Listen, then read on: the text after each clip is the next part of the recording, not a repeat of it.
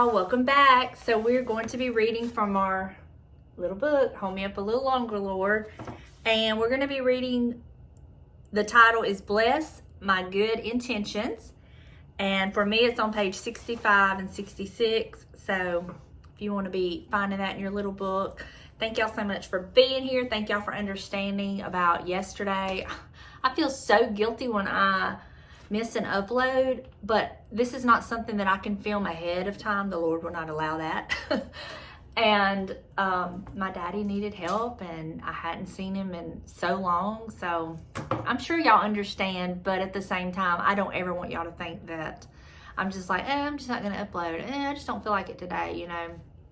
That's not it. I mean, I still prayed, and I still had my time with God on my drive up and drive back and everything, but, you know, it's just, some days it's just like that, you know, and I'm learning that I'm not learning that, I realize that I'm very, very blessed to still have my mom and daddy. And anytime I get the opportunity to be with them, to help them if they need it, of course, that's what I want to do. So just thank y'all for understanding, and please don't feel that you're not important to me. That's not it at all. So, all right. So we are going to read Bless My Good Intentions. So let's just get started and see how the Lord wants to minister to us. He's been really, really talking to me here lately. So here we go. Lord, please bless my good intentions. I make so many promises to myself about all the nice things I'm going to do.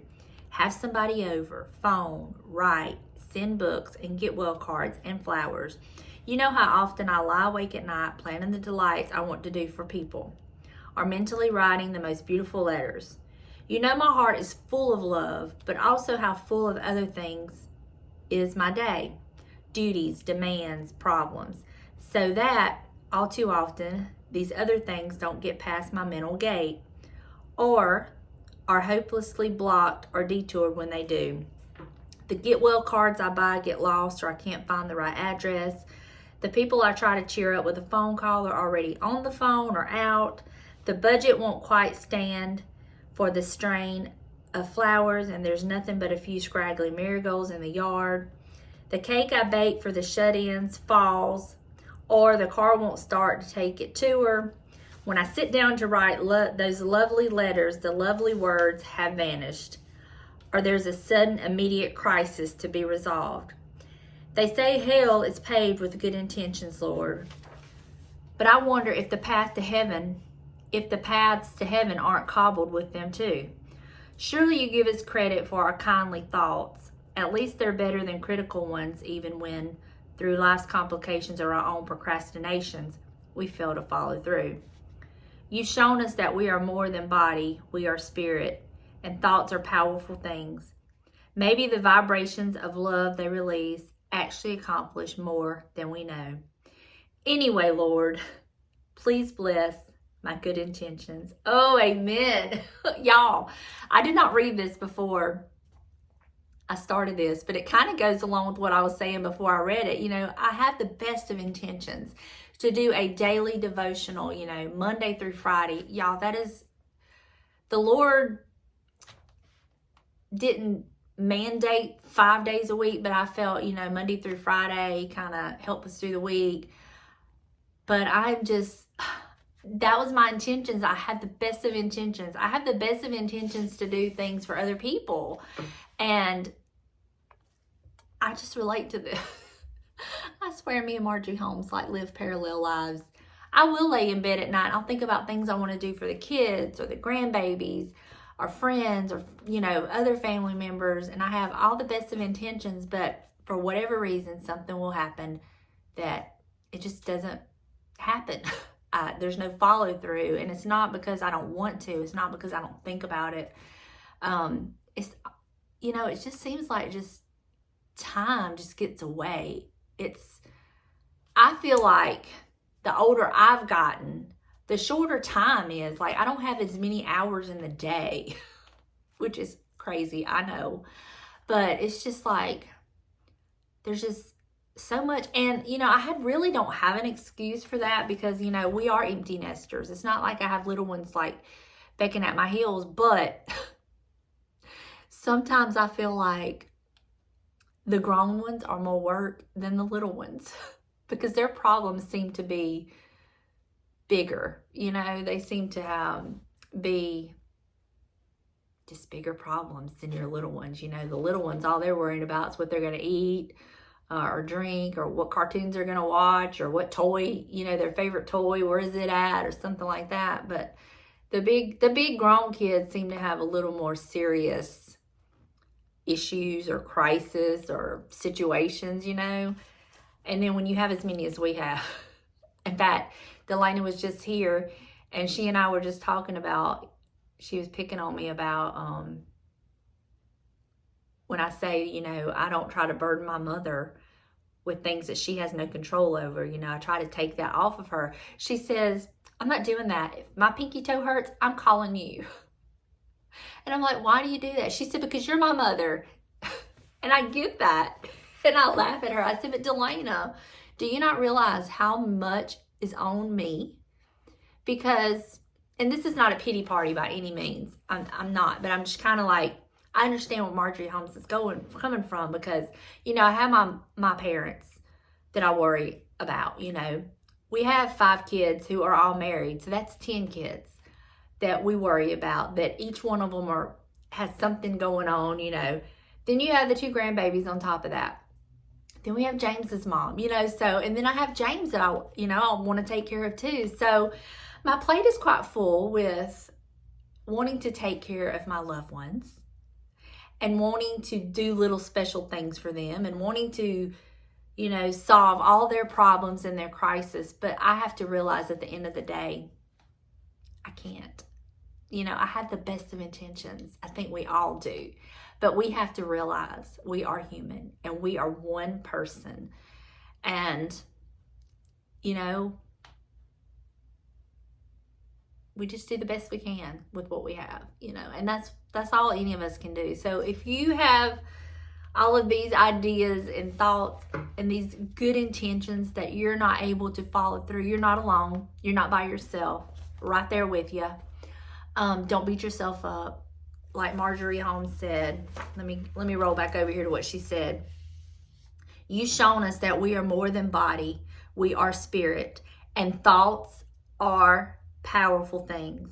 Maybe the vibrations of love they release actually accomplish more than we know.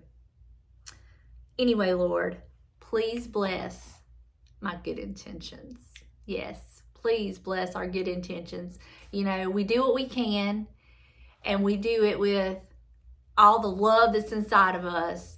And I think sometimes for those that I was just speaking to, just knowing that we're there is really comforting, you know. So just don't beat yourself up. I'm going to try not to beat myself up.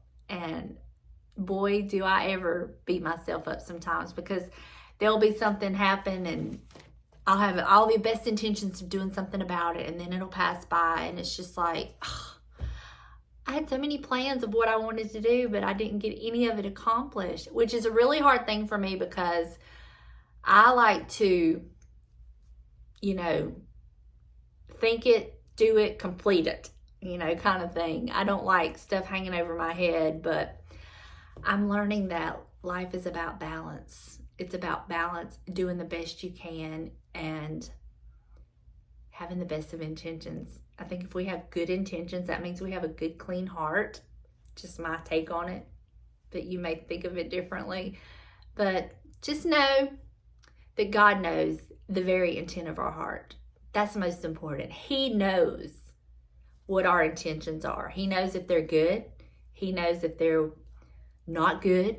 He knows if we have hateful thoughts with malice intentions. He knows all of that. And the fact that we have good intentions, whether we get to follow through with all of them or not, he knows that.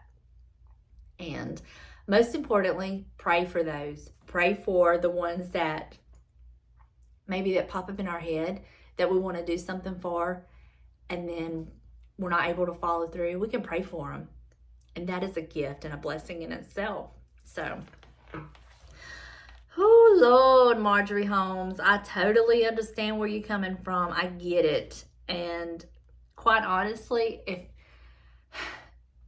kind of makes me feel good to know that somebody like Marjorie Holmes experienced the same thing. Okay, it's not just me.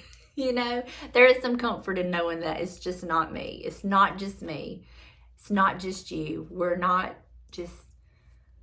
all in this together. We're trying to survive and get through one day at a time, right? I love y'all. I hope you have a wonderful weekend. I hope it is blessed. Have a safe holiday. Remember what it's all about, our fallen soldiers that, didn't get to come back home. My heart just goes out to all of them and their families. And we may hear about them for a second on the news and then, we forget about them, but those families live with that. And every Memorial Day, James and I have started a tradition. It started a few years ago that we will watch the movie Taking Chance. And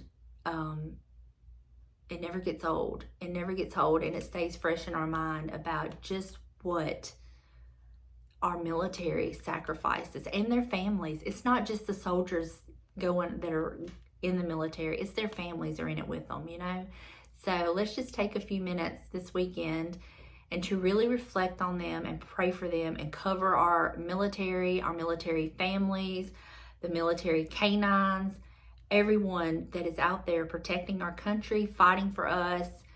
And let's just remember them in prayer and pray a hedge of protection around them and their families. It's tough, especially I can speak from experience when you have one over there, that has been deployed, that's out there fighting.